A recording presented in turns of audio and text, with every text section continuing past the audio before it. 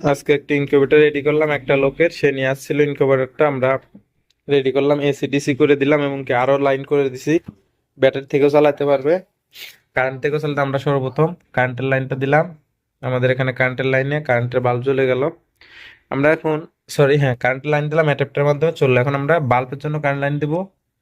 হ্যাঁ, আমাদের বাল্ব চালু হয়ে গেল। আমরা চাইলে এখন যদি এখান থেকে আমরা যদি কারেন্টের লাইনটা অফ করে দিই, তাহলে কিন্তু আমাদের লাইনটা অফ হয়ে গেছে পুরোটা। আমরা চাইলে আলাদা ব্যাটারি লাইন দিয়েও কিন্তু এখান থেকে চালাতে পারবো। আমরা পজিটিভটা লাগিয়ে দিলাম, নেগেটিভটাও, হ্যাঁ নেগেটিভটা আমরা লাগিয়ে দিলাম। দেখা যাক, হ্যাঁ নেগেটিভ লাগিয়ে দেওয়ার পরেও আমাদের এখানে কিন্তু কারেন্টের লাইন থাকার কারণে কারেন্টের বাল্ব জ্বলতেছে। আমরা এখান থেকে কারেন্টের লাইনটাও অফ করে দিলাম, তখন আমাদের সৌরবিদ্যুতের লাইনটা জ্বলতে। অর্থাৎ আমরা যদি এখন এটা খুলে দেই, তাহলে কিন্তু আমাদের এটা অফ।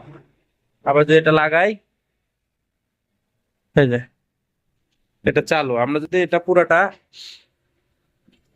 পুরাটা যদি এখান থেকে খুলে এখানে যদি আমরা লাইনটা দেই, তাও কিন্তু আমাদের সৌরবিদ্যুৎ বাল্ব ব্যাটারির মাধ্যমে চলতেছে। তারপর আমরা যদি কারেন্টের লাইন দেই, তা আমাদের কারেন্টের বাল্বটা জ্বলবে। আমাদের খুব অত্যাধুনিক সিস্টেমে আমরা এটা তৈরি করে রাখি।